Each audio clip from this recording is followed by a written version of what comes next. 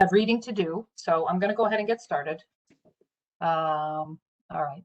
Notice is hereby given of the regular meeting of the Board of Education of the Town of Westfield in the County of Union, New Jersey at 7 p.m. on the evening of Tuesday, June 1st, 2021. The board meeting will be held via an online platform which can be accessed at the board tab on the district's website.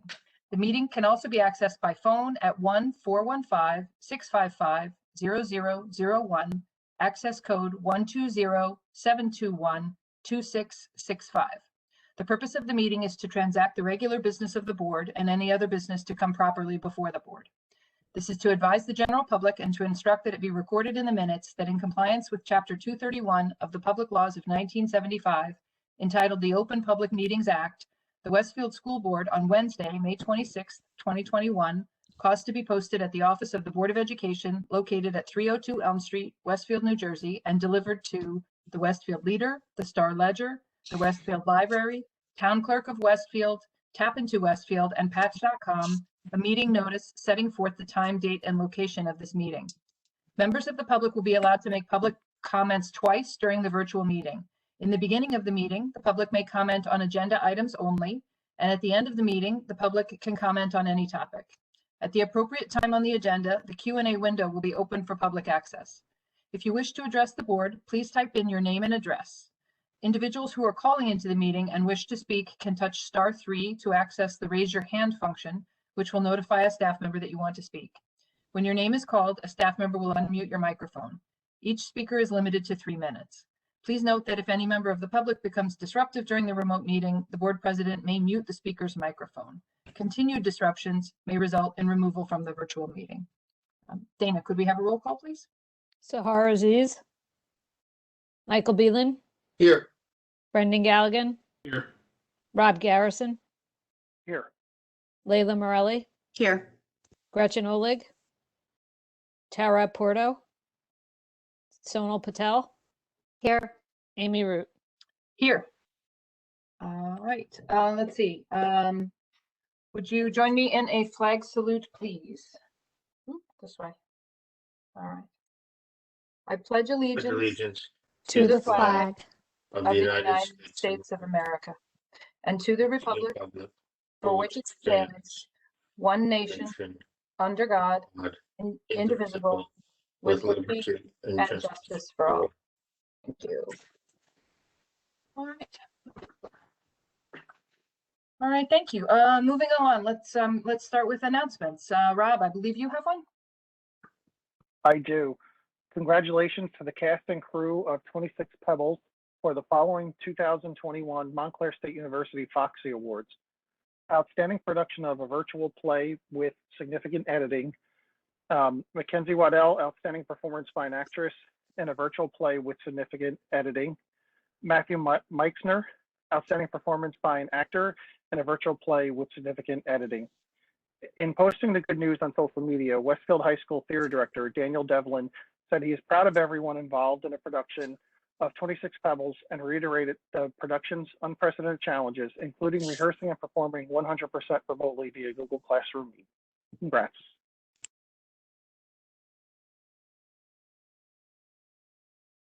There we go. Great. Thank you, Rob. Gretchen, do you have your announcement ready? I'm sorry. I know you just joined us and your computer was updating. We can move on. Yeah, that's okay. Yeah, if you can give me 2 seconds, I can get to it. Sonal, could you go while Gretchen's locating hers? Sure. Thanks. The Westfield Education Fund is encouraging families to honor a hero teacher of their choice. Nominated teachers will receive 2 Pins for Heroes custom designed by elementary school students, along with a tribute letter, which will include the nominating family's name. Their name also will be showcased on a teacher honor roll on the WEF website, acknowledging educators who have made a lasting impact on Westfield families. Pins are available with any donation of $25 or more to WEF, the Westfield Education Fund. All proceeds fund innovation and enhancements in our schools. To learn more and honor a teacher, visit https://westfieldedfund.org/pins. Great. Thank you, Sonal. Gretchen, are you ready? Or should we? I'm ready. Yeah. Okay. No, I'm good. Thank you. Thanks. So this is a reminder that the New Jersey's primary election will be held on Tuesday, June 8th. Edison and Roosevelt Intermediate Schools and Wilson Elementary Schools are among Westfield's polling locations. All students and staff at Edison, Roosevelt, and Wilson will be on remote instruction on June 8th, returning to in-person learning on June 9th. The Union County Board of Elections selects the polling locations, and Dr. Dolan repeatedly has reached out over the years to ask that our schools not be used as a polling station. We've been somewhat successful in reducing the number of our schools used for this purpose, but we still do have a few that are being used. A remote learning day for Wilson, Edison, and Roosevelt students provides a balance, allowing instruction to continue, ensuring the physical safety of our students, and taking into account COVID restrictions preventing visitors into our buildings during school hours. Thank you. Got it. Thank you. And then Brendan, I believe you have two, is that right? Yes, I have two tonight. Shooting a 7-under par 63, Westfield High School golfer Colin Summers captured the Tournament of Champions individual title, setting the NJSIAA record for the lowest score and lowest score relative to par. Colin, who is in 12th grade, won the Group 4 individual state title as well.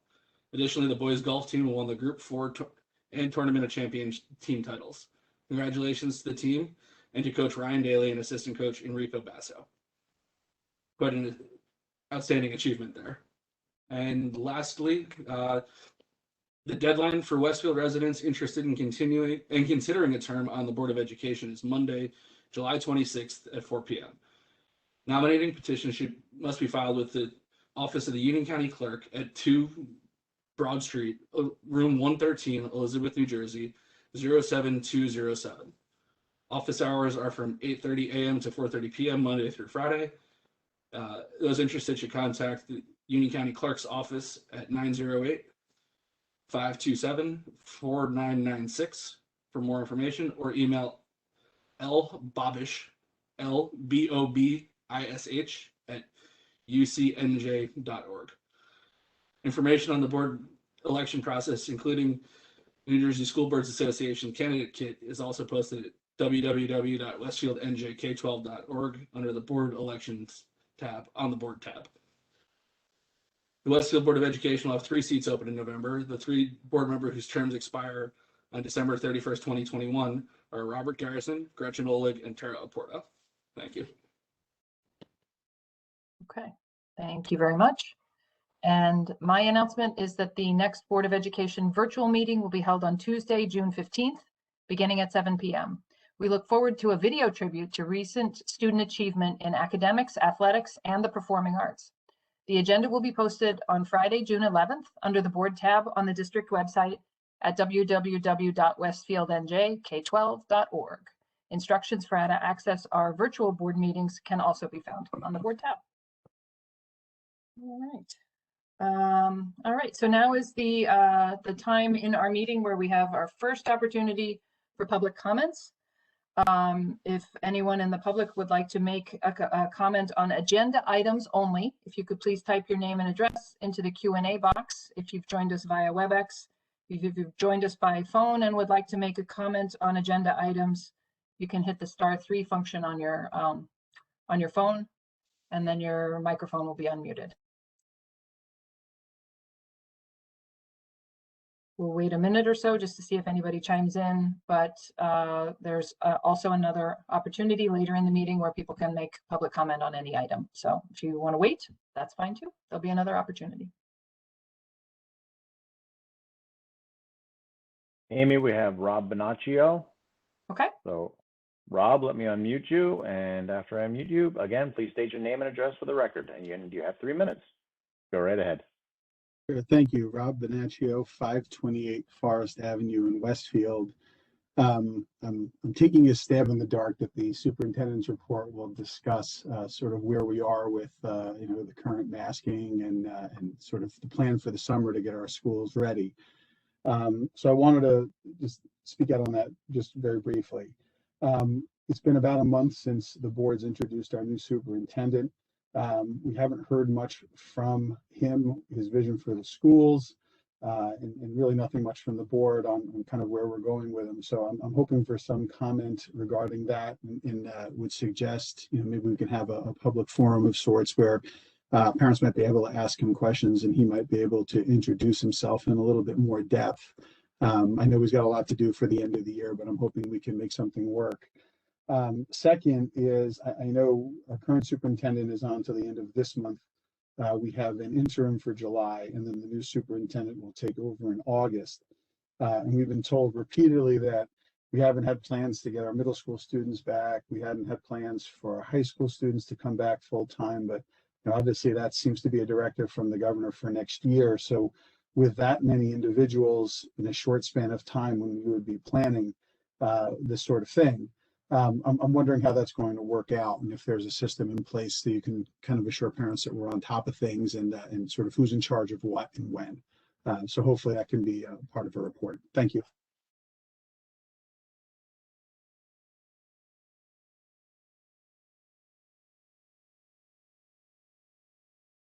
Amy, I don't see anyone else at this time. Okay. That's fine. As we said, there will be another opportunity later in the meeting if people want to make comment at that time.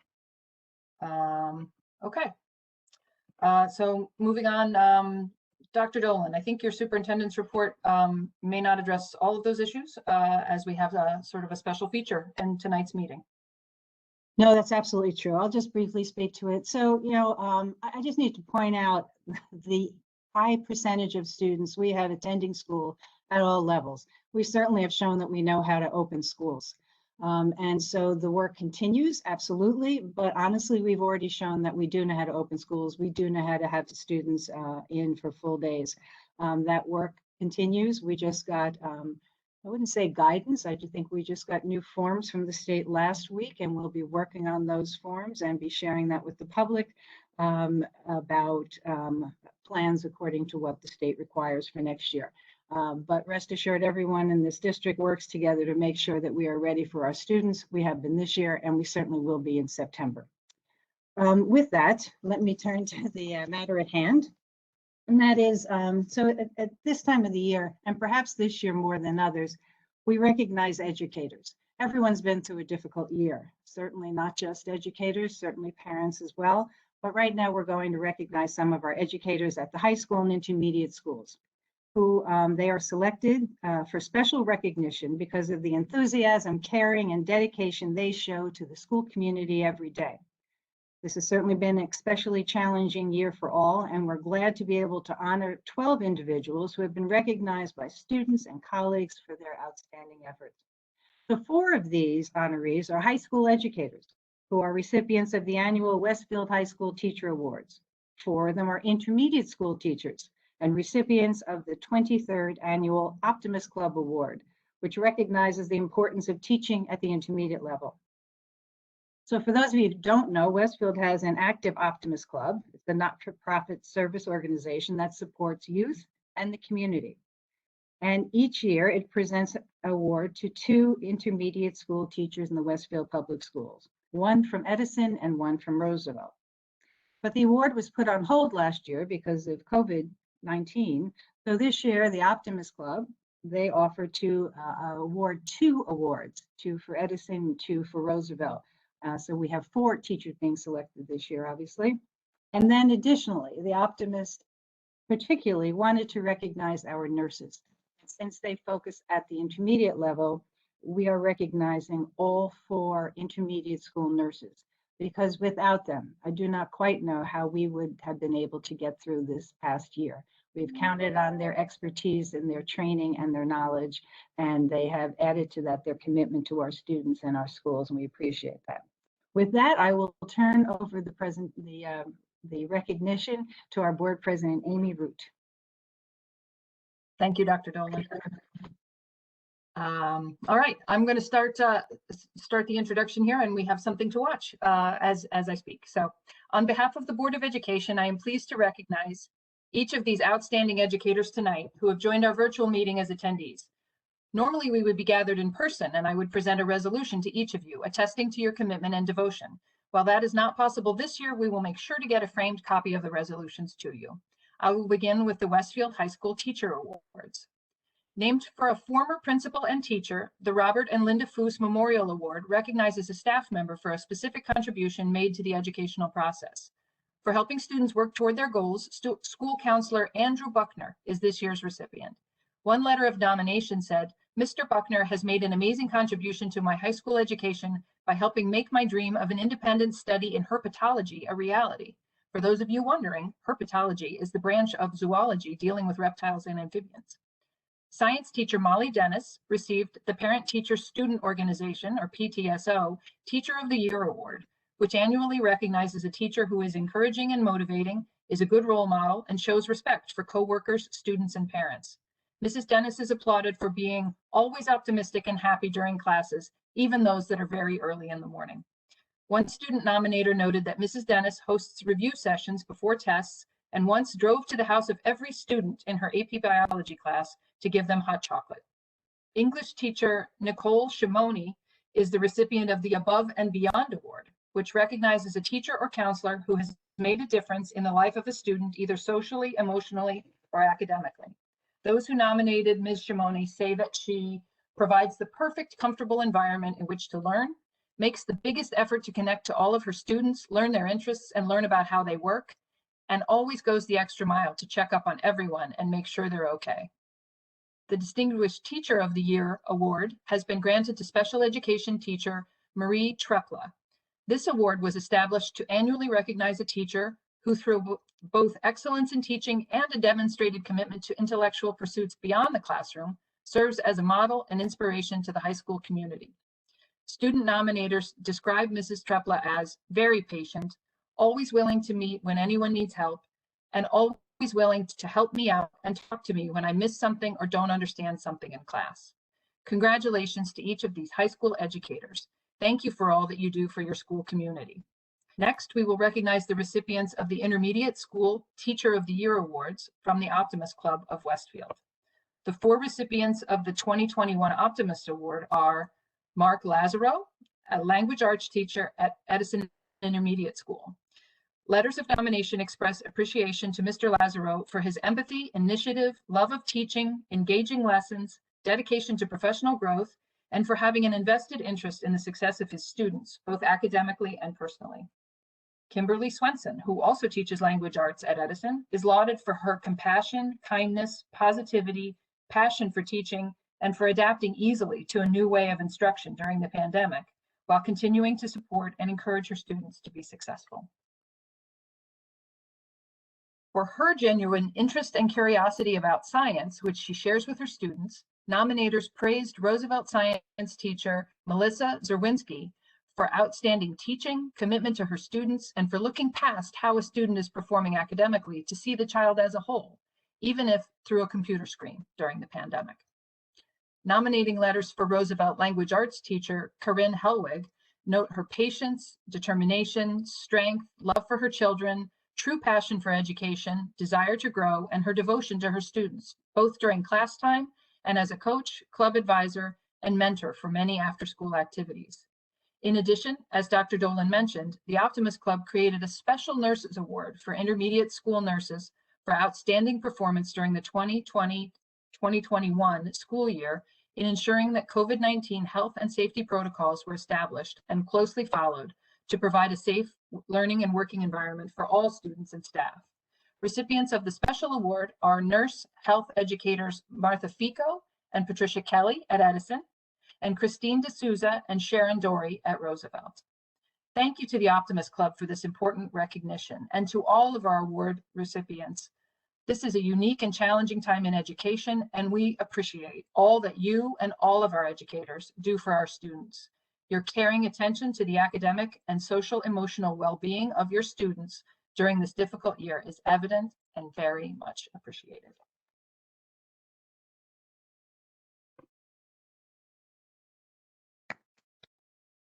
We do wish we could have you all here in person, but hope to again get the resolutions to you that honor you each by name, and look forward to seeing your photos across the website and perhaps in the press as well. So Thank you very much. And again, congratulations to all. Thank you. Absolutely. I don't want to hurry along. Do any of our board members have any comments they want to make at this point, or should we I move do. ahead? I would Okay. like to say something. Great. I want to congratulate all the recipients. Personally, my children had the privilege of having Mr. Lazaro and Miss Swenson at EIS, and they were both outstanding teachers that gave my kids lots of encouragement and support, and it was just a wonderful opportunity for my kids, and they were great educators. So thank you, and thank you to everybody that received an award tonight. Great. Thank you. Amy? Yes, Mike? Yes, just want to just congratulate all the teachers and in particular Mrs. Dennis. My daughters had her for AP Bio last year, and I mean it's really had an impact, especially on Elizabeth, who'll be majoring in biology as one of her majors. So just want to thank her for that. That's great. Good. Good. Hi, Amy. I just want to Mhm. echo what everyone else is saying. Thank you to all the teachers. Congratulations to those who won an award. And of course, we're thankful to every teacher, regardless whether they win an award or not. We know that you do a lot of work, and this year in particular was unusual, to put it lightly. So we do appreciate everything you've been doing, and congratulations for those who have been recognized.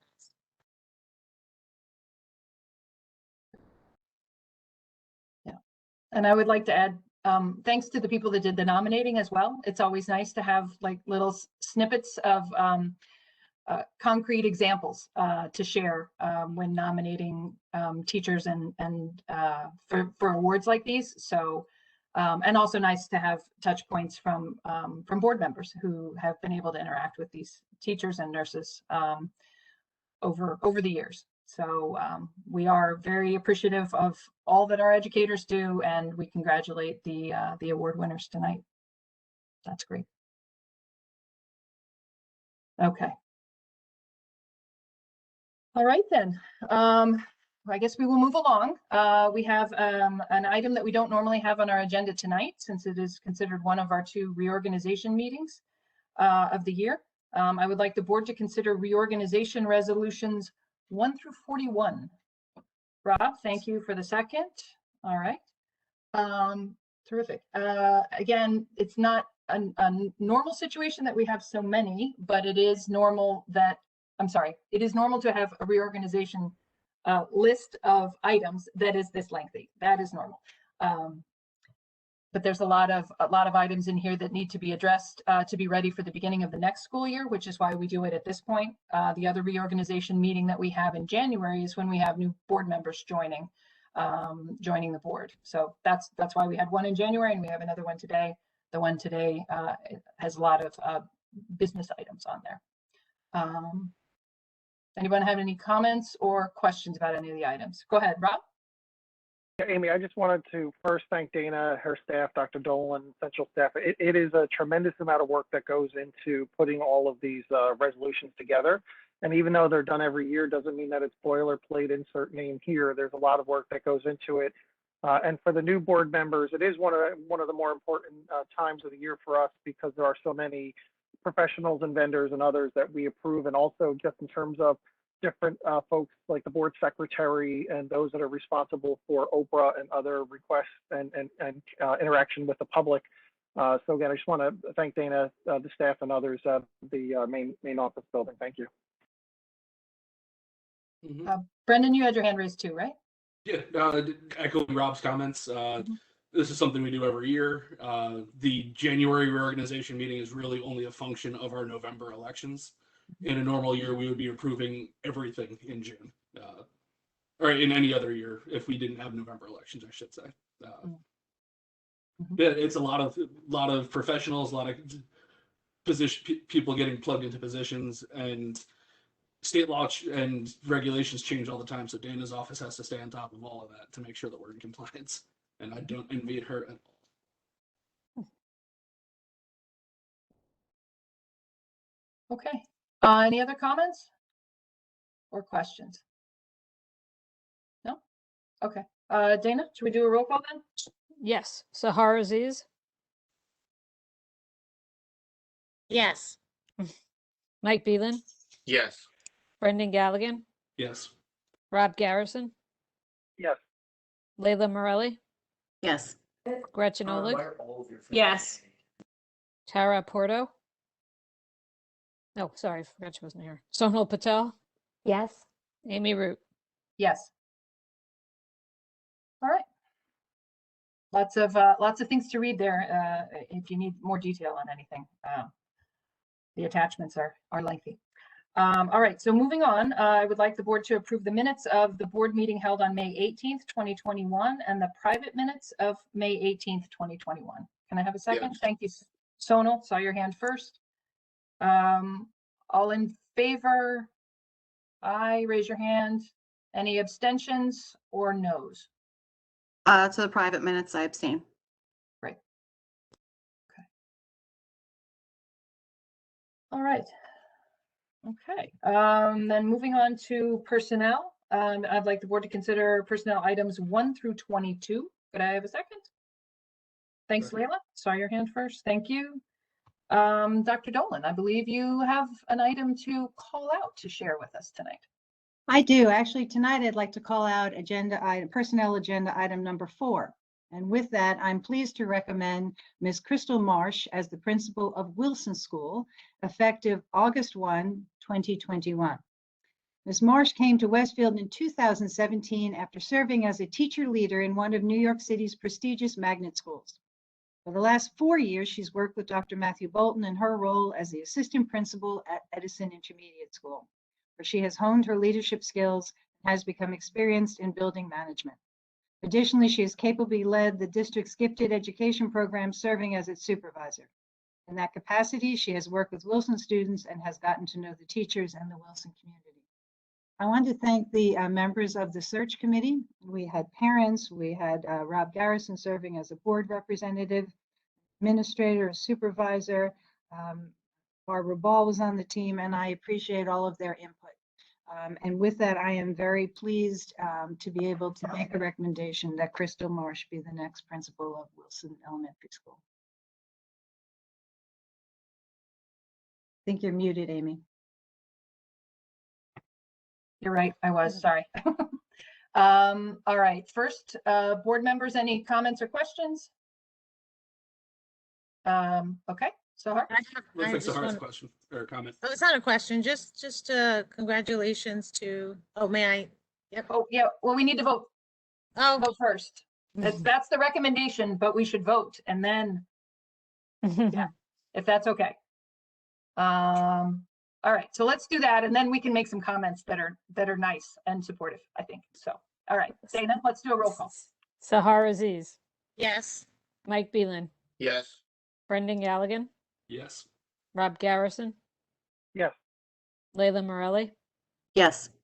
Gretchen Oleg, Yes, although I abstained to item 14. Sonal Patel, Yes. Amy Root. Yes. All right, great. Okay, now, Sahar, you had something you wanted to say. Yes, I just wanted to congratulate Ms. Marsh and congratulate Wilson. When we first moved to New Jersey into Westfield a few years ago, Ms. Marsh was instrumental along with Dr. Bolton in helping my children adjust and adapt. It was a major transition from out of state. And so I'm very excited for the parents of Wilson, and I just wanted to put on the record that as a parent of 2 kids who were at Edison, Ms. Marsh was truly instrumental in really helping our family to adjust, and we're very grateful for her efforts. And I know Edison will miss her, having her there, but Wilson will benefit tremendously. So congratulations to Ms. Marsh. Great, thanks. Rob? I too want to congratulate Ms. Marsh. It was my first time serving on a committee looking at a principal position, and following our superintendent search, it was pretty interesting. And the work that Dr. Dolan and Barbara Ball and others put into giving us such great candidates. We really had a tremendous pool of candidates for that position, and I did not envy Dr. Dolan and her decision on that. And even though my daughter's leaving. She's a rising sixth grader, which is hard to think. And she will not be at Wilson next year. Be prepared. I've already been roped in to do some of the breakfast already. So I still will be around for sure. So congratulations, Ms. Marsh. That's great. Thank you, Rob. Any other board member comments at this point? Okay. We would like to invite Ms. Marsh to say a few words. And welcome. Congratulations. Thank you. So good evening, and I would like to say thank you to Dr. Dolan, the board, the staff of the Westfield Public Schools, and the Westfield community. I was humbled and honored to join the district and the Edison School community as assistant principal almost 4 years ago. And in that time, I've been fortunate to welcome students from across the district and new staff members to the Edison family. As Dr. Dolan stated, I've honed my leadership skills working collaboratively with Dr. Bolton and the administrators and supervisors in our district. Tonight, those same feelings I felt 4 years ago, standing in the boardroom at Elm Street, have returned as I am named principal of Wilson Elementary School. In the short time since my name was listed on tonight's agenda, my inbox has been flooded with stories of how wonderful Wilson School is. One teacher even said the sense of community and family at Wilson rivals that which we have at Edison. I look forward to building upon the foundation of excellence and sense of community that Mr. Malenga, the staff, the students, and family at Wilson have already established so that our students will continue to reach their highest potential academically, socially, and emotionally. Thanks again.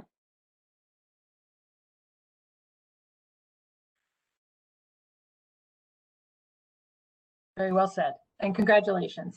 My family got their start at Wilson School as well, so and I have lots of neighbors on the street with little kids that will be heading up to see you next fall. So I'm sure we'll be talking.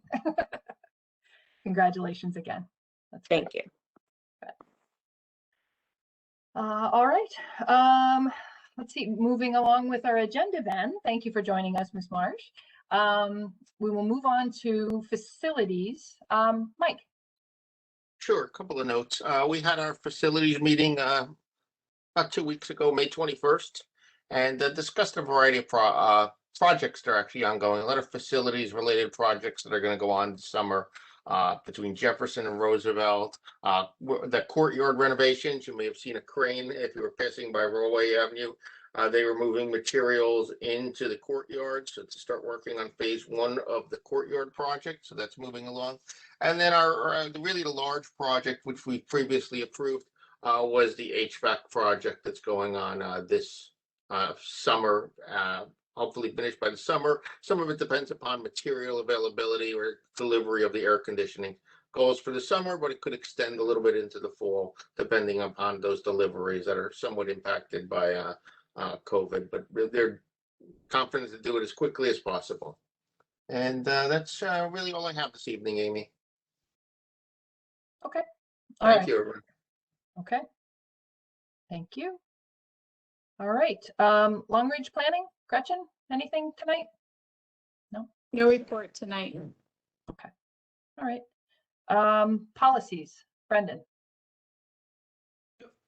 First, I ask the board to approve the superintendent's decision in HIB incident 21E03 and 21E04 for the reasons set forth therein.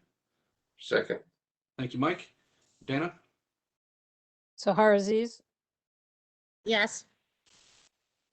Mike Beelan, Yes. Brendan Galligan, Yes. Rob Garrison, Yes. Layla Morelli. Abstain.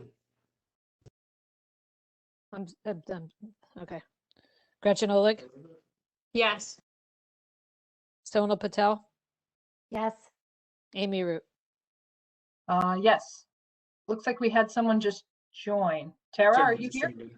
Yep. Yes, Are you in a position where you want to vote on that particular item? I jumped in during the vote, so I'm not sure what you guys are. We're if you don't affirming need- Dr. Dolan's decision on the HIB incident that we discussed in our last private session. Okay, I'll abstain. Okay. Thank you. We do not yet have a policies committee meeting scheduled before the end of the year. although we are looking at possibly doing that between now and our next board meeting, but an email will go out if the meeting needs to happen. And that's it for me. Okay. All right. Okay. Then moving on to curriculum, instruction, and programs. I'd like the board to consider curriculum items 1 and 2. Could I have a second? Brendan? Okay, thank you. The first item is just to approve for second reading curriculum that we talked about at our last meeting, visual and performing arts, music classes, 6th and 7th grade vocal music and 8th grade vocal music. And then item number 2 is to approve voluntary intern and student teacher candidates for the next school year. And there are 5 on the list already, which is great. So any questions or comments? Can I ask? Oh, yeah. Can I ask a question just for so I understand as a novice, Dr. Dolan? So there was it an intern and a student teacher? Yeah, it either depends on what year the student is in their program, right? So someone, generally a student teacher, they're really just about at the end of their program and they're taking on more full control, whereas an intern will probably, they're more observing. It's either that, or it also can be based on what type of job the intern is going for. If they're not going to be a teacher, if they're going to be in a different position, that might be an intern position, right? Okay, but so I guess it's fair to say that a student teacher is really a teacher in training. We're taking them, giving them in-class training or on-the-job training, and then they're going to go become teachers somewhere, whether here or somewhere else, right? Yeah, yes, that's very true. Yes. Thanks. Mm-hmm. Yeah, and I think part of it is kind of developing those relationships with schools that train teachers, right? So that those potential teachers, would-be teachers, have positive experiences with Westfield and would consider us for a permanent position. So creating good bench depth. Yeah, great. And helping New Jersey get good teachers in general, of course, as well. Great. Okay, we need a roll call, right, Dana? Correct. Okay. Sahar Aziz, Yes. Mike Beelan, Yes. Brendan Galligan, Yes. Rob Garrison, Yes. Layla Morelli, Yes, sorry. Gretchen Olig, Yes. Tara Porto, Yes. Sonal Patel, Yes. Amy Root. Yes. And curriculum has a meeting on Thursday morning at 9 o'clock. I won't be in attendance, but Rob will be there, and we will hear more about it at our next meeting. So thank you for covering, Rob, and I think that's it. All right, moving on. Back to you, Rob. Fine. Thank you. The Finance Committee did meet just about 2 weeks ago. I did not put any notes out because I'm going to ask Dana at some time in the near future to give us information as a board, all the stuff that we talked about in reference to our healthcare program and where we are in terms of our year to date, our comparisons to last year, and that way we can have a further discussion at hopefully our next meeting, or at least by the end of the school year. Tonight we have item numbers 1 through 14. Can I get a second? Layla, thank you. I will make a couple of comments here. So some of these resolutions are in relation to our reorganization meeting. So you'll see that we're approving some of the professionals that we hire. And next year we talked about we're going to have a round of RFPs to go through legal and our health consultants. We also have in here some of the contracts that Mike discussed and Dana also brought up in previous meetings. So you'll see resolutions approving transfer of capital of monies from the capital reserve account to the main account in the amount of $268,370 for those projects. And also there's a couple of change orders, and I appreciate Dana. It's something that she's changed, and it's really helpful to the board. Not only do we now look at the resolution, what the amount is, but it also now gives us the new total for that contract. So it's definitely more informative to the board and to the public, and appreciate that, Dana. So if you would, roll call, please. So Unless there's any comments first, I'm sorry. I'm sorry, can I just ask a quick question? So most of these, I'm just gonna say most, because I know I don't want the specifics, but just to get an understanding that most of this money's coming from the reserve account. Is that correct? Yes. Spending for all of these, Yes. For the projects, the capital projects, yes, it's coming from the reserve accounts, correct. okay. And then the ESY, are we voting on that? The document attachment 3? ESY list? Correct. For the out-of-district placement? Yeah, I just wanted to confirm, are these essentially the expenses that we pay out of district for our students? Item 3, It- where, It's the ESY for out-of-district placement. It's really dependent on the school in question. I'm sorry, Dana, again, you can go. are you talking about item 14? I think so. Yep. Yes, but it's attachment number 3, but it's item number. Oh, okay, I resolution see, number I see, 14. I see. So that does not come out of the capital reserve, that comes out of the operating budget. Because Right, that's but right, that's- that's for the placements for students that are going to out-of-district summer programs. So this is approving all of those programs for. Oh, all of that's for those the students. summer. Okay. And Correct. it's part of that 7% of the operating budget. It's part of That's this. correct, yes. Okay. correct. Just wanted to confirm. All right, thanks. Yes, yep. Okay. Any other questions? Roll call, please. Sahar Aziz, Yes. Mike Beelan, Yes. Brendan Galligan, Yes. Rob Garrison, Yes. Leila Morelli, Yes. Gretchen Olig, Yes. Tara Porto. Yes. Sonal Patel, Yes. Amy Root. Yes.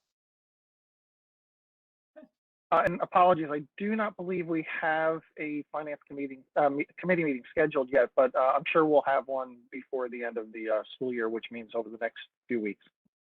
Coming right up. Yep, we're looking right at the end of the school year pretty quickly here. That's true. Okay, thank you, Rob. Technology, Gretchen, any report tonight on technology?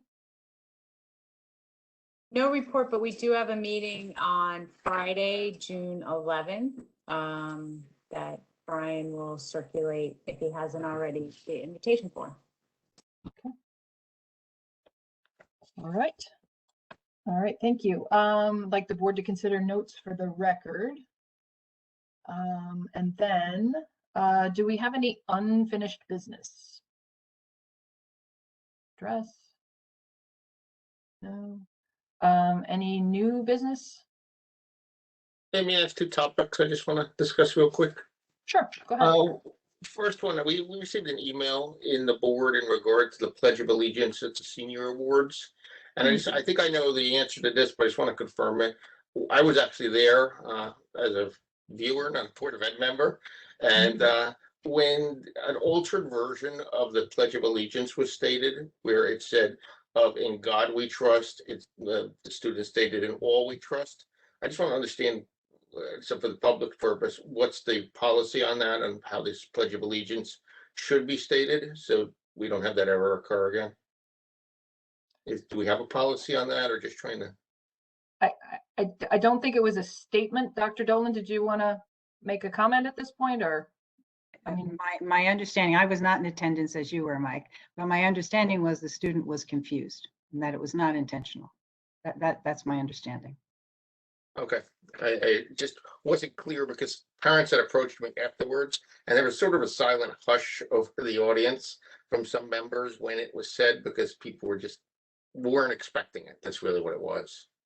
Right. Well, again, I don't know what other people have encountered, but sometimes when you're on a video meeting like this, and if you are running the meeting or if you have a role in the meeting, sometimes when you're used to having other voices around you, you only have your own, and that can throw you off. And that's I get it. People get nervous. Understood. Okay. Exactly.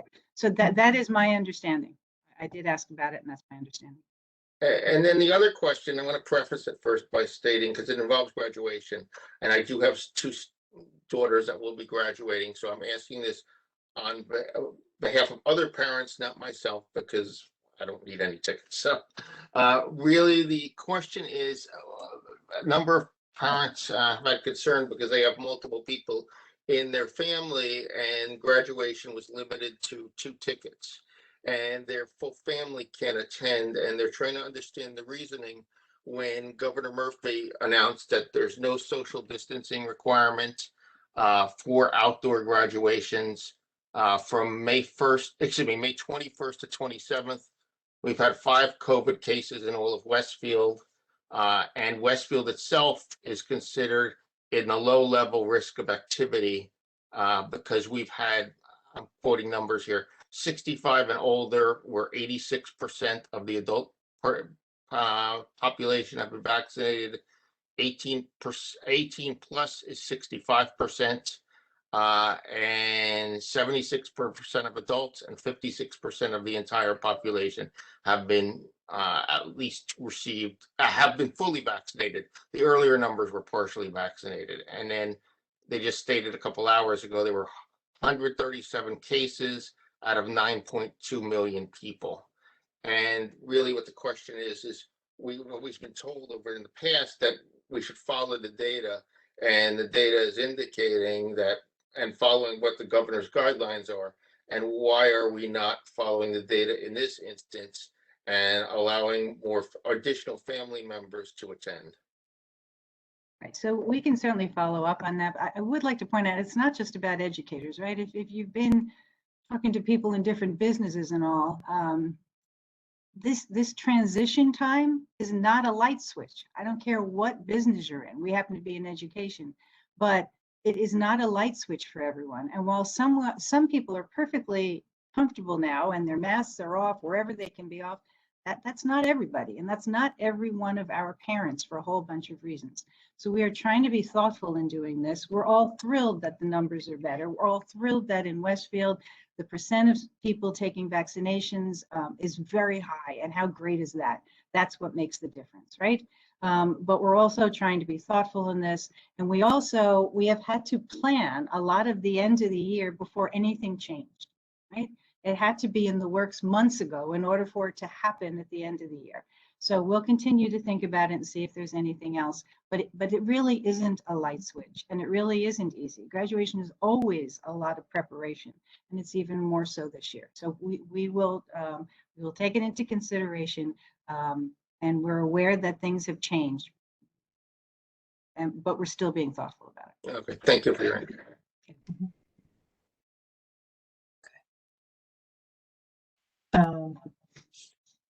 All right. Any other comments at this point from board members? No.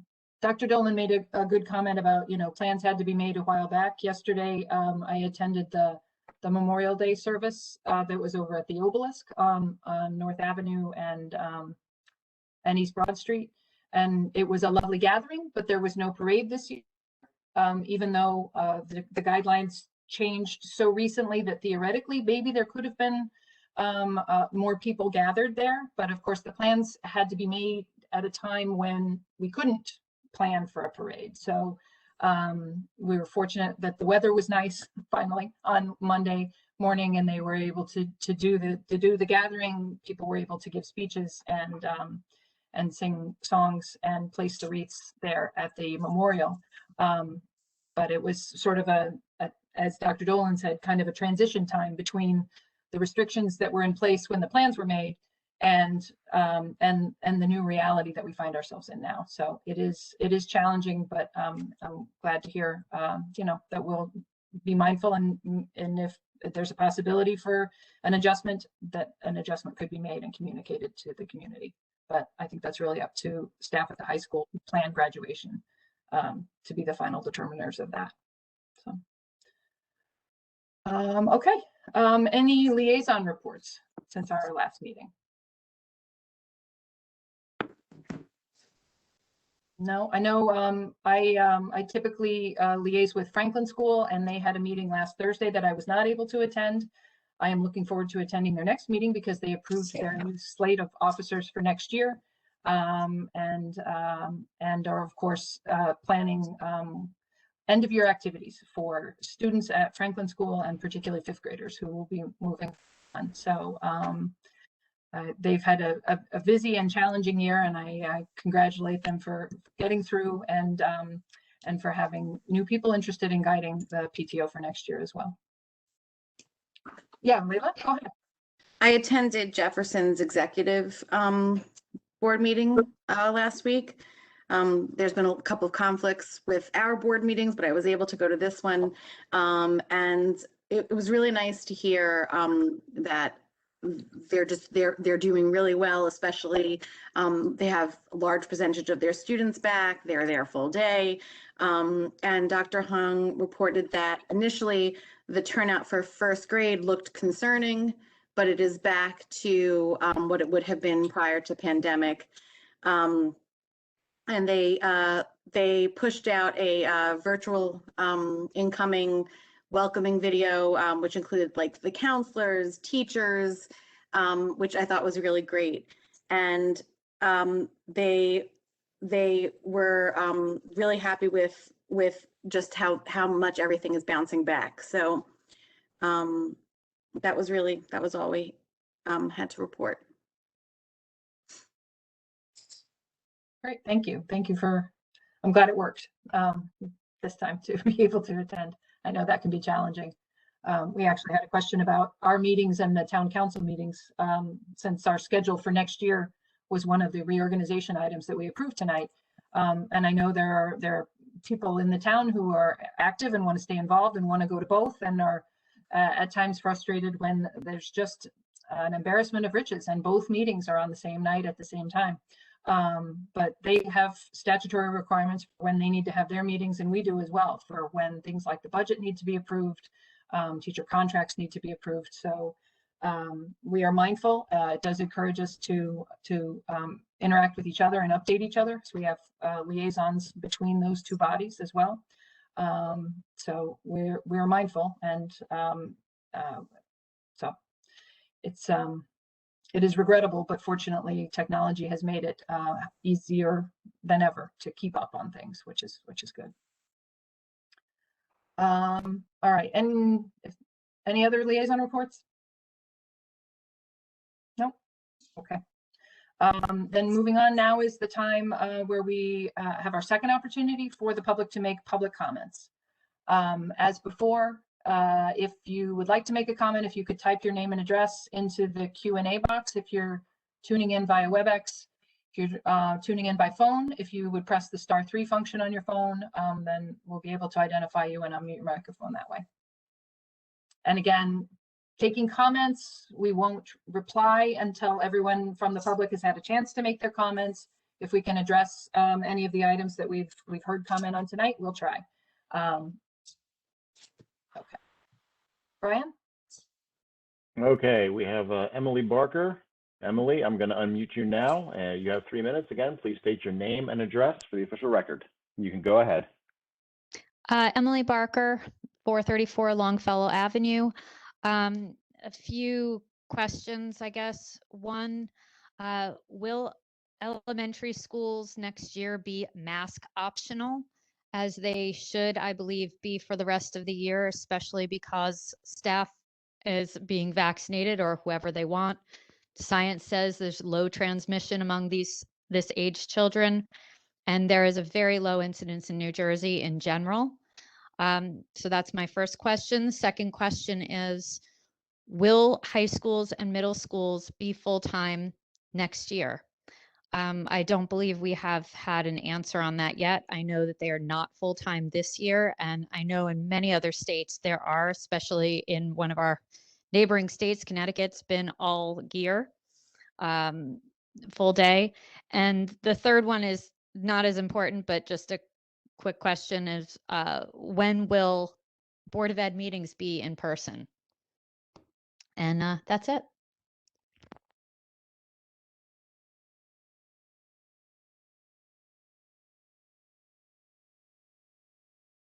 Next, we have Kelly Coleman. Kelly, I'll unmute you. Again, please state your name and address for the record, and you have 3 minutes. Go right ahead.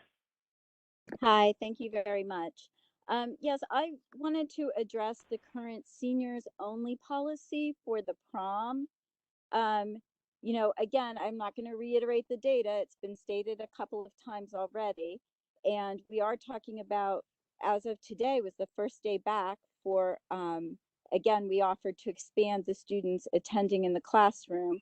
And I understand that this policy of seniors only was what the best that could be done so that there would be a prom for the seniors.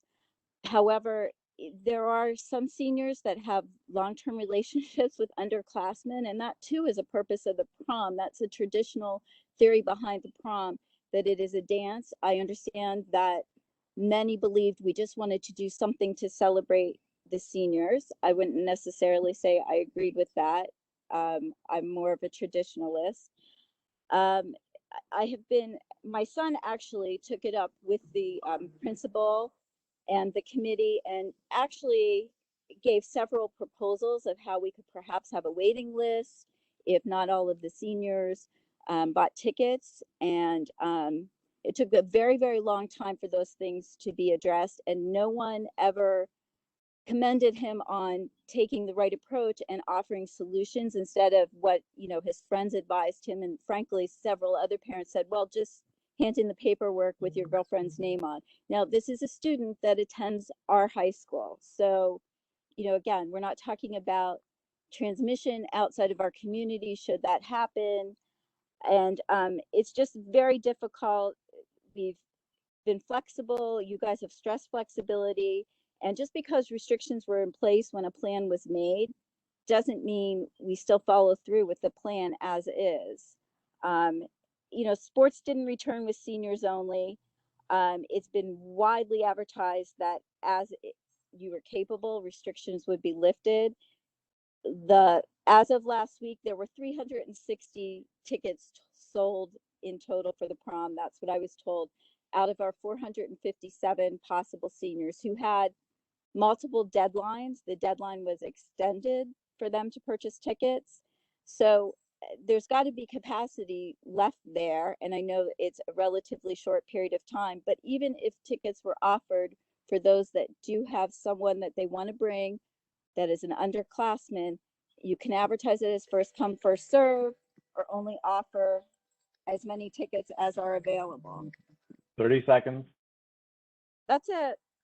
Thank you. Thank you.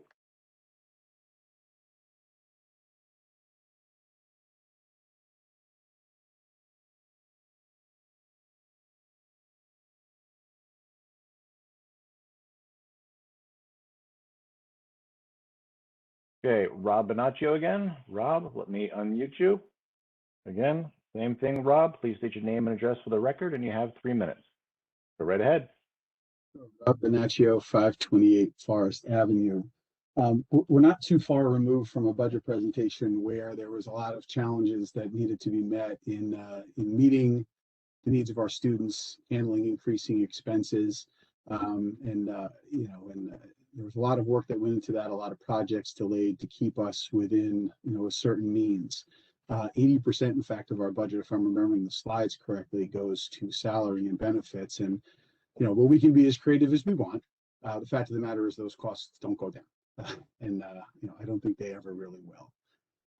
And with that in mind, I want to bring to the board's attention, because I'm not sure whether you're aware of it or not, but at our last town council meeting, the town approved a pilot program for a development called Westville Crossing, which is going to be on the border of Garwood.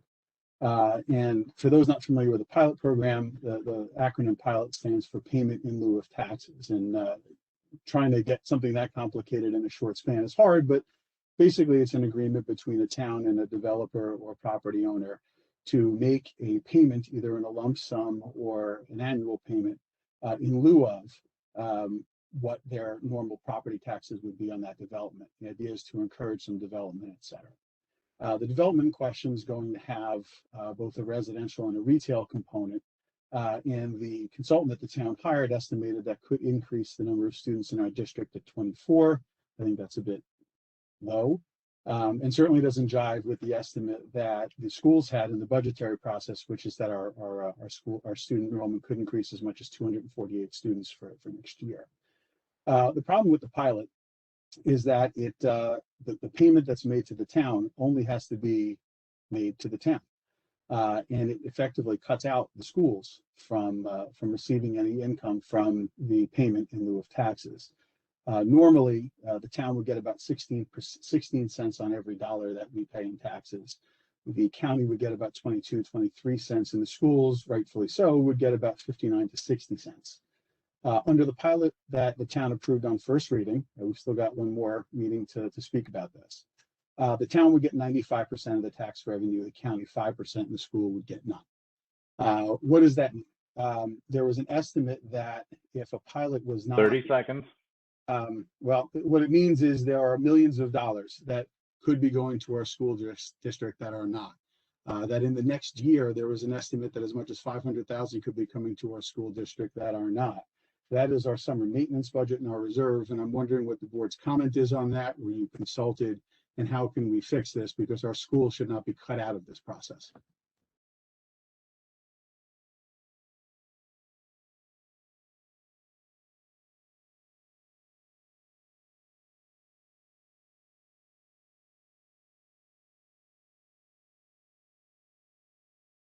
Next, we have Gerald Gleason.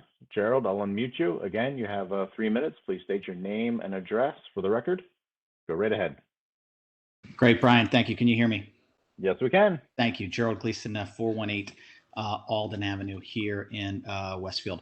I wanted to come back and redirect again the question that I think a few individuals have asked related to more specificity and detail related to school opening in the fall of 21. At the end of this week, you'll be inside 100 days till the start of school. And it still continues to seem that there is no detail related to a plan for reopening, even though obviously broad-based statements have been made about children going back full time, back in school. There's still no details of whether they will be full days or whether they will be cut short in some way.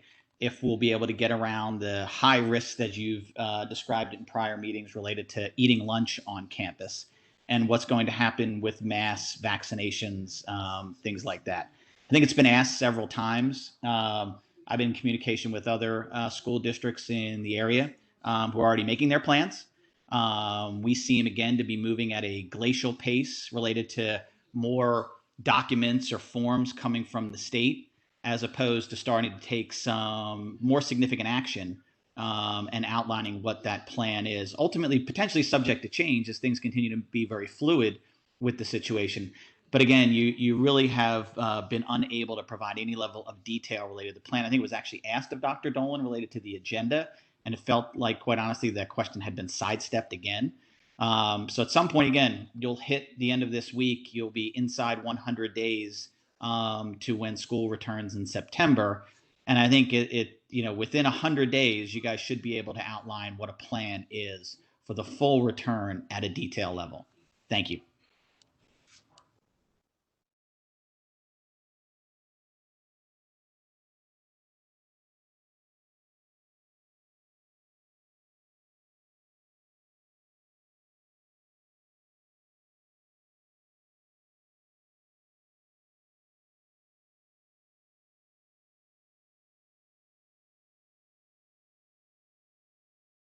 Amy, I don't have anyone else who's entered their name or address. I do have a raised hand from Christine Kamiensky. Christine, if you're still there, I'll unmute you now. Again, please state your name and address for the public record, and you have 3 minutes.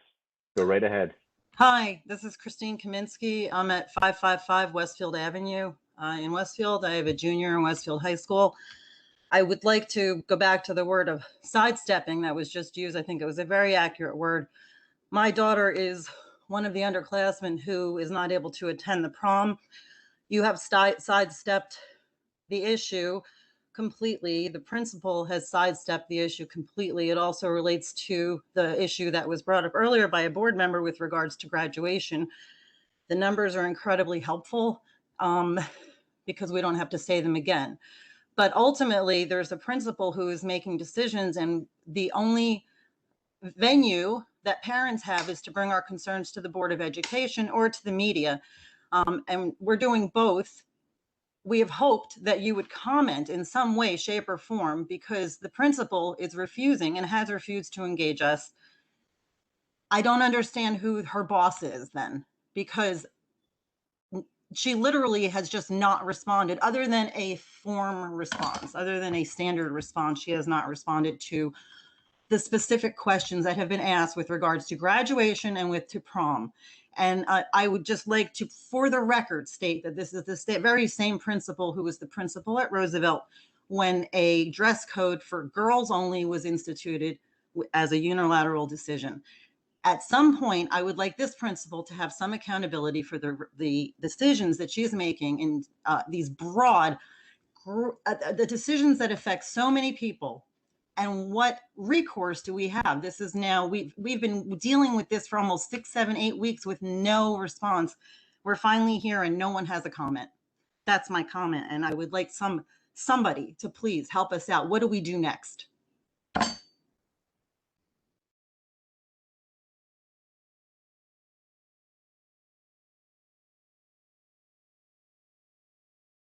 Okay, Amy, I don't have anyone else. Brian? No, I don't see anyone. Okay. Dr. Dolan, was there anything you wanted to try to address from the comments that we heard? Yes. So in September, the schools will open for full days. As to what some of the details are, honestly, some of those details, the ones that were mentioned, are ones that would come at the state level. We are certainly have been in good shape this year. I know what other districts are doing. I know how far along people are in their plans because I'm in communication with them. We are in good shape with our planning. The schools will be in place. We will be there for full days next year. But do we have all the answers and the guidance from the health departments? No, we don't, because they are still coming up with that. But we will be able to move and maneuver. It will be a lot easier than it was last March when we closed on a dime. It will be a lot easier than the plan for September, when, might I add, we opened in September, when many of our neighboring districts that are referenced were not able to open in September, but we did. We will be able to open in September, and there will be full days. As to whether there are masks or not, I don't know. I know what the rules are now. I know what the governor has said now. The masks are to be in place during school hours on school property. That's what the governor has said, and it should stay like that till the end of the year. That's what the governor has said now. He has not announced, nor has anyone else announced, what should be in place for September regarding masks, but the students will be in, whether they're masked or no mask. As to vaccinations, again, it is the state that determines should there be a requirement for vaccinations or not. It is not the local district that requires that. I think we're very fortunate in Westfield because so many people are taking the vaccination seriously. Not only our adults, but our parents are doing the same with their children. And that's very, very encouraging and will make next year easier. So I'm really, really pleased to see that. Just briefly to the prom. I do understand it. Prom is important, right? And if you're a senior boy and your girlfriend is a junior, you really, really, really would like to take her to the prom. Understand that. However, this is not a usual year. We had to work in the darkness to plan for the prom, right? Because what were the rules like when actually it's the senior class advisors and a group of senior students who plan the prom and determine how we're going to be able to do it. Westfield High School is not alone in limiting it to seniors because we were trying to somehow make it work. How could we have this prom? We didn't even know if anyone could eat. We didn't know how many masks. You didn't know when you had to sign the contract with the place we were holding the prom. You didn't know. You had to live in hope and do the best you could. And then things changed. They actually changed enough last week to make some changes. By that point, we had already put in the final numbers for the place where we're having the prom. Anyone who's run a big event, you have to send in the final numbers. So do I understand that if your date is a different year than you are, it's really frustrating, especially if they go to Westfield High School. I do understand that. On the other hand, we have made it possible for our seniors to have a prom should they wish to attend. And there are a lot of our seniors, a majority of them, a larger number than usual, going to the prom, and I hope they have a good time this weekend. It is this weekend. It is too late to change. And I am sorry for those who are disappointed. I am. It's just not a normal year. But it is not from lack of caring or trying or wanting. It is because this is a different year and everyone is trying to do the best they can with ever-changing rules. And again, I will reiterate what I said earlier. It's not just the schools going through this. No, I mean, I can't tell you how many people I know who are throwing weddings this summer. The rules change constantly. They don't know who's being invited and what else is happening. Never mind people who own businesses. It's still a trying time. We're still transitioning, and we're trying hard to do the best we can for the students and the families.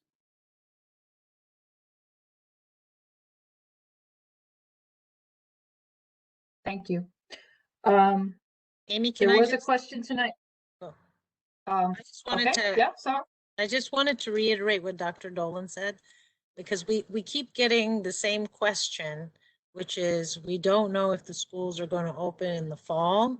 And I have been on the meetings, and I know some of the folks that are on the meeting today are great residents because they show up to every meeting and always engage, and we're grateful for that.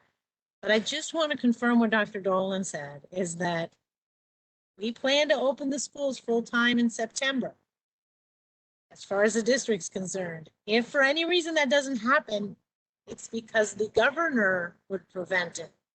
And so I would just hope that the residents do not, I don't know if there are rumors or if it's hearsay. I don't know where people are getting their information, but we do keep hearing this. Are you guys going to open the schools full time? I just heard Dr. Dolan say it. I've heard her say it multiple times. We are opening the schools full time in September. That doesn't answer the mask issue, but I think Dr. Dolan made it clear that that comes from the governor. So to the extent people aren't happy, that you should direct your lobbying efforts to the governor's office and maybe you'll be successful. But I just want to reiterate that. And I hope people will tell their colleagues and their friends and their neighbors that Westfield is opening the schools in September full-time, as in real full-time, not COVID full-time. All right, that's it. Yep, that's my understanding as well, that we are planning to resume a traditional September 2019 return to school. And so until we hear otherwise, that's what we're planning for, and that's what we're all working towards. So I know there's been some frustration, that there's been some fits and starts throughout the year as the schedule has changed at different levels of school in Westfield.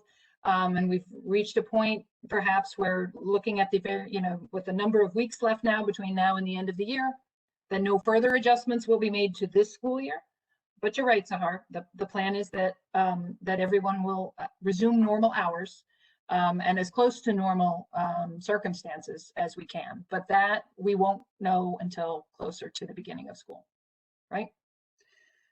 The other thing I wanted to comment on, we did have a question. Someone had said, when will Board of Ed meetings resume in person?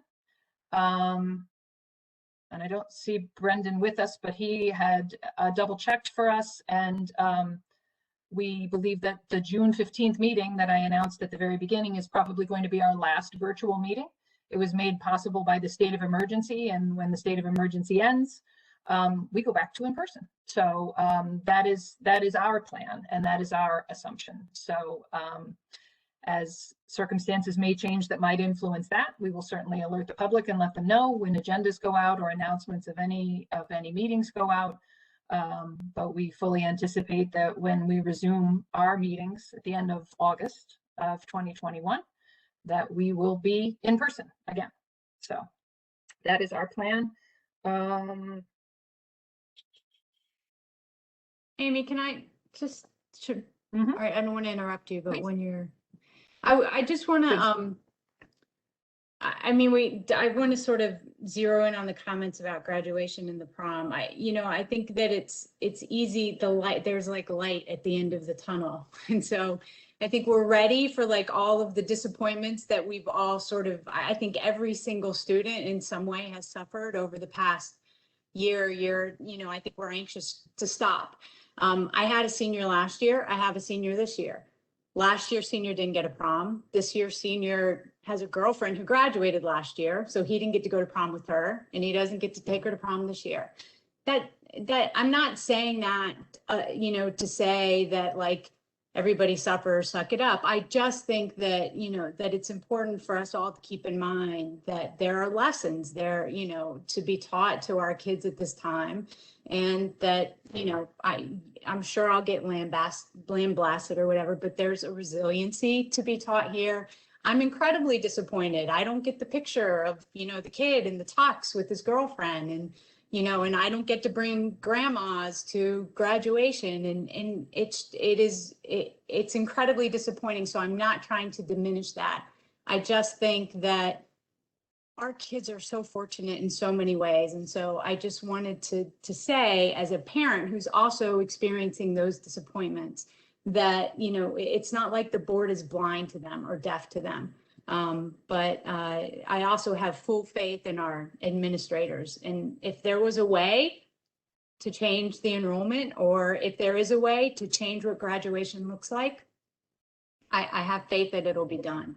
So I want to thank, you know, Dr. Dolan again. I think I've said it a million times. None of the past year and change has been easy.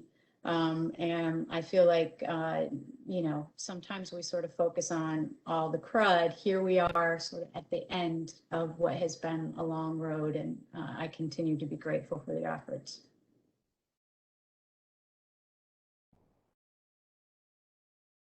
Thank you, Gretchen, for that perspective. Thank you for sharing it. Go ahead, Rob. So I know it's a little bit out of order, although there's really technically no order for this. So it's not an official board announcement, but I did want to make sure the public knew that I want to recognize Pride Month, and as part of Westfield's activities surrounded by that, tomorrow at 6 p.m. at the municipal building, there will be a Pride flag raising done, and then following that, folks will walk over to the Rainbow Crosswalk for a little ceremony there. Thank you. Yeah, thanks for that. One other question that was asked tonight was about when will our new superintendent be interacting with members of our community to share his vision and listen to their concerns. That won't happen until he's our superintendent, which will happen August 1st. So although he has met with Dr. Dolan, has met a number of people in the community, he is mindful, as we all should be, of the fact that Dr. Dolan is still our superintendent, and she has our full support as she finishes her tenure in our district. And yes, last meeting we did approve that Dana will be our interim superintendent for the month of July, which we are also very grateful for and thankful for, because it means we don't need to bring someone in from the outside and try to bring them up to speed for such a short time. But Dr. Gonzalez will join us in August and does look forward to reaching out to the members of the community and maybe having that kind of, you know, sort of roadshow or community meeting of some kind. We haven't talked about it because it's still a ways off. He has things that he needs to finish up in his district. Dr. Dolan is helping us get to the end of this school year and be ready as ready as we can be for circumstances for the fall for next year's school to open. So we are not hiding him. He has a job and he needs to be allowed to finish that job and then come to us, which he is very much looking forward to doing. And we're looking forward to having him join us. So I know it's hard to wait for new things, but he'll be here soon. And I know he'll want to interact with the community. And then I guess lastly, there was a comment about the pilot structure that the town is looking at for new developments. They do keep us abreast of new projects and the terms of those projects. Those are ongoing. And so, you know, we look forward to hearing more about the specific terms of each deal as they come up. But we have had interactions with the town, and we look forward to doing more of that in the future. So I think that's what I can say about that at this time. Any other comments from board members? Amy, I just want to add something just to allay the attendees, the residents of Westfield who are here. And I think, you know, other board members can jump in if they want, but based on the interview process, it was very clear, at least from my vantage point, that Dr. Gonzalez is very interested in hearing the perspectives of Westfield residents. He's extremely experienced. He's been a superintendent many years.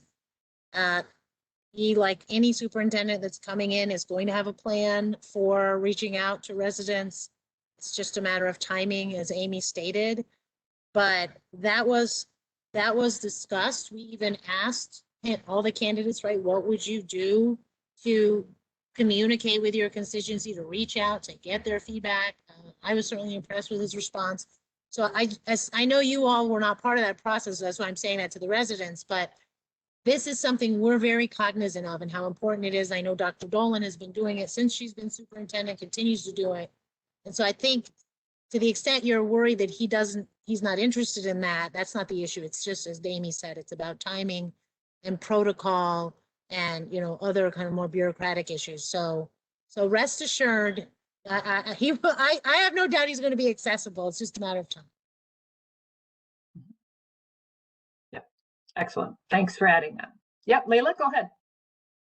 I just wanted to comment, the overlying theme or underlying theme is transparency with all of these questions. And, as community members, as parents, as whatever our role is, we all want to know what's going on. We all want to be in the know.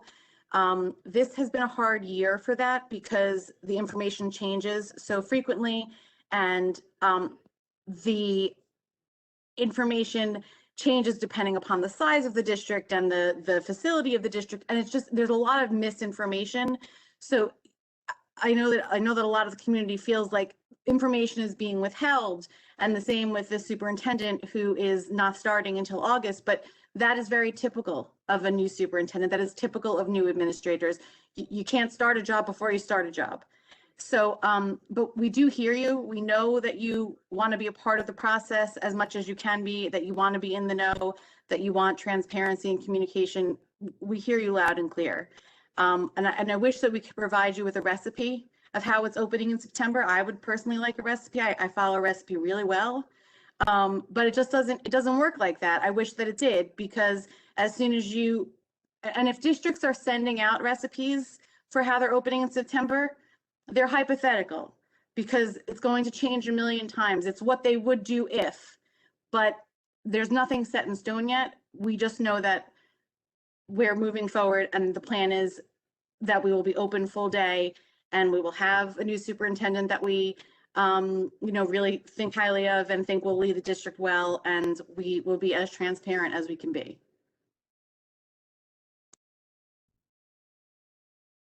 Great. Thank you for that perspective, Layla. I agree with everything you said. So thank you for saying it your way. It's good. All right. If there's no other comments from board members at this point, I will make a motion that we move into private session. So I ask the board to approve the following resolution. Be it resolved that the Board of Education move into private session for the purpose of discussing matters rendered confidential by state and federal law, including negotiations, legal matters, and be it further resolved that any discussion held by the board, which need not remain confidential, and the results of the discussion will be made public as soon as practicable. Could I have a second, please? Thank you, Sonal. All in favor of going to private session? Tara, we can't see you. Are you still with us? Aye. Yep. Aye. Yep, you're in favor too? Yes. Okay. All right, then we will adjourn the public portion of the meeting and shift over to our private link for the executive private session. Okay, thank you all.